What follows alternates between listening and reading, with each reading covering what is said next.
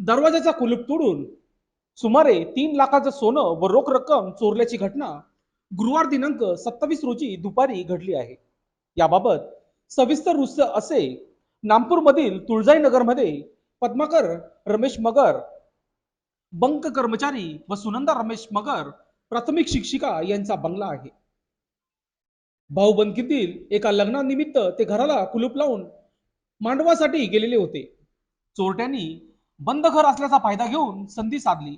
बंगल्याच्या मागील बाजूने दिवसाढळा प्रवेश करून दरवाजाला कुलूप लावण्यासाठी असलेला लोखंडी कोंडका तोडला व आतमध्ये प्रवेश करून 4 चाकी गाडीची किल्ली, त्यांच्या घरातील कपाटमधून चेन, झुंबर, नथ, सोन्याची पोत, लहान मुलांचे किरकोळ असा एकूण 4 ते 5 तोळा सोनं व बाजूच्या लॉकरमधील ठेवलेली 25,000 रुपये रोकड रक्कम असे एकूण 3 लाख रुपयाचा ऐवज दिवसाढवळ्या लंपास केल्याची घटना घडली आहे. घटनेची माहिती मिळाल्यानंतर सहाय्यक पोलीस निरीक्षक पुरुषोत्तम शिरसाट, पोलीस कर्मचारी रमेश गुंजाळ, नाना दोंडगे यांनी भेट देऊन पंचनामा केला व पुढील तपास सुरू असल्याची माहिती पोलिसांच्या वतीने देण्यात आली आहे. नागपूरमधील तुळजाई नगर या वस्तीमध्ये पद्माकर मगर यांच्या घरी जी दिवसाढवळ्या चोरी झाली, ही खरोखर अतिशय चिंताजनक बाब आहे. रात्री चोरी झाली हे आपण समजू शकतो, परंतु दिवसाढवळ्या चोरी होणे म्हणजे कायदा आणि सुव्यवस्था कुठे आहे? स्थानिक पोलीस प्रशासनाने याबाबत सतर्क राहिले पाहिजे. आपल्या नागपूरकरांचं दुर्दैव समजावं लागेल की असं दुर्दैव आहे की इंग्रज काळापासून नागपूरला ऐवजी जायकड्याला पोलीस ठाणे आहे.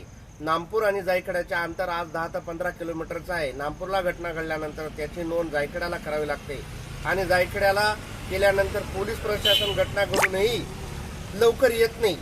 तर याबाबत नागपूरला स्वतंत्र पोलीस ठाणे झाले पाहिजे. आता या चोरीचा एकंदरीत जर आपण याची हिस्ट्री पाहिली तर ही चोरी 100% स्थानिक असावा, माहितीगार असावा. सदर कुटुंब, मगर कुटुंब हे कुठे गेलेले होते? लग्नानिमित्त बाहेर गेलेले होते आणि ते बाहेर गेलेले हे त्या चोरट्यांना माहीत आहे आणि त्याचा त्यांनी गैरफायदा घेतला आणि नागपूर परिसरामध्ये मालेगाव रस्त्याच्या दोन्ही साईडला जे बाहेरगावून राहणारे लोक येतात त्यांच्यावर पोलिसांनी वास ठेवला पाहिजे.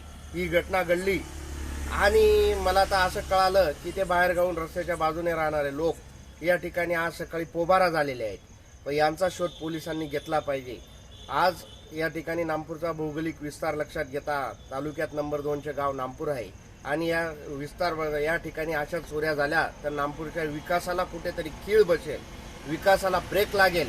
यामुळे याबाबत पोलीस प्रशासनाने दखल घेतली पाहिजे. तालुक्यातील आमदार आणि खासदार यांनी लक्ष देऊन नागपूरला त्वरित स्वतंत्र पोलीस ठाणे निर्मिती केली पाहिजे. या घटनेचा मी बोध घेतो आणि पोलीस ठाणे मंजूर झाली पाहिजे ही ग्रामस्थांच्या वतीने विनंती करतो. लोकशास्त्र न्यूजसाठी बंटी आढाव, नागपूर.